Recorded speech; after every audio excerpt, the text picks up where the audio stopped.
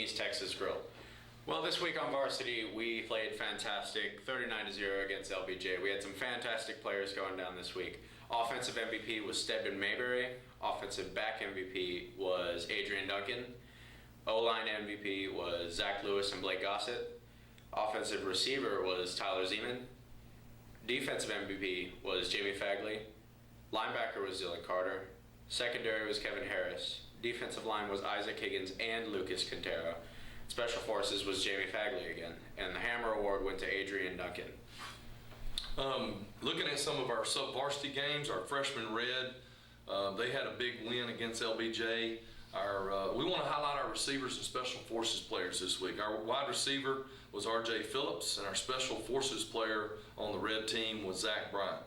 In the black game, they went over and played a game against Lake Travis, had a real close game, and lost by a touchdown, but had a really good game and a good week of work. Our receiver of the week was Keaton Marino. He had a couple touchdowns in that game, and then our Special Forces player was Justin Carter for our freshman black. In our JV Red game, they beat LBJ with our top wide receiver being Jason Rhodes and our Special Forces player being Tanner Lambert. In the JV Black game, another close game with our JV Black.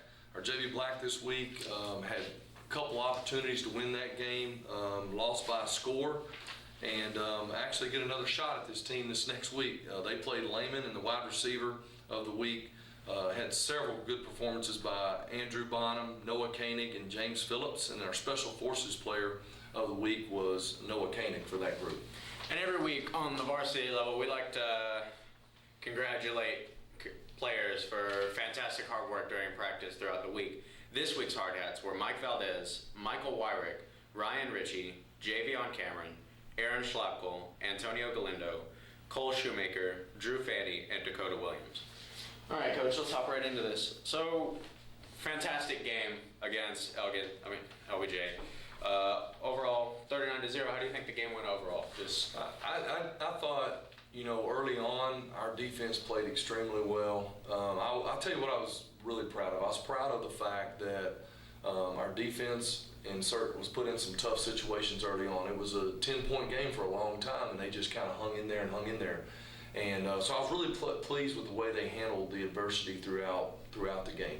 Offensively, I think it took us a while to kind of, catch up with some of the penetration and some of the things that LBJ was doing to us. And then after we kind of got onto that, and I think a lot of it was, I talked to our players at halftime, I think offensively we were trying so hard that we just needed to make plays. And I think in the second half we opened up the door and started making a lot of plays in that second half. So overall I was pleased with that. I felt like we won the Special Forces battle, had a big fake punt in the game and some other things to kind of open up and give our offense another, great field position also. Penalties and ball security kind of hurt us in the first week against Bastrop, but against LBJ it was almost like it wasn't there. I mean, penalty and a couple fumbles, but overall it was fantastic. How do you think that, how we prepared better for that and how you coached up your players in that? Well, it's like we talked about last week. Some of the penalties we had were either a hustle penalty or just a lineman or a receiver maybe not moving their feet in an alignment type deal. Well, the thing I was proud of is we eliminated all of the what I call pre-snap penalties or maybe it was a delay game or a bust on a formation. We eliminated all of those, which I was really proud of. I mean, two of the penalties we had, again, were just, a kid being aggressive, that type of deal, and working to do his job. And then, on the takeaways, we eliminated a lot of those. Would have liked to have gotten one more. Our goal is always to try to take 3 footballs away, and we took 2 away, but we gave up 2 also, so we broke even on that deal. We always want to win that, so that's something we're going to keep trying to do. Defense obviously showed, their way to shine.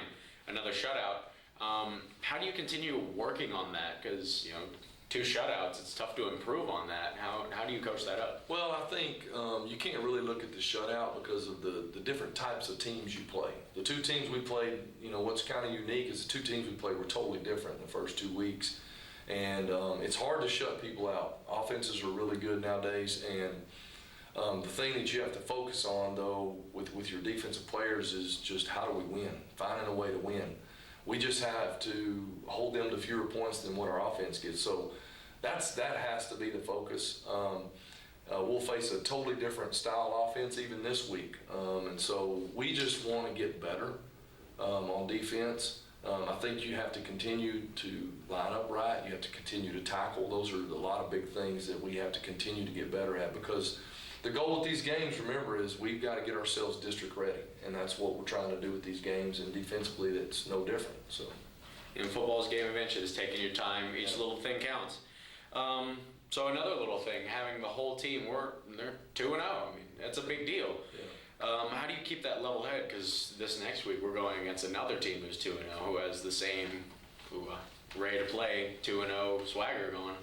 How do you think that's going to work out? Well, I think really if as players watch film, they know how good Elgin is, and I think that's enough. I mean, when you see an opponent that is well coached and an opponent that is doing a really good job and is off to a good start, they scored a lot of points, they played good defense, so they're real similar to our start, real similar. And so I think our players understand what type of team we're going to face this Friday, and I think that in itself is what helps you get ready. I think also as you move on, like we said, we're working on improving, so it doesn't matter who the next opponent is. We have to be better than we were the week before. Yeah, we're definitely ready for a fantastic game this Friday. So what else do we have to look forward to in this Friday? Well, just the game. Yeah, Elgin, like I said, great football team, well coached, got some really skilled athletes, physical offensive line, a little more like some of the teams in our district. So this is a great test for our team. Going to be a great atmosphere, 2-0 teams.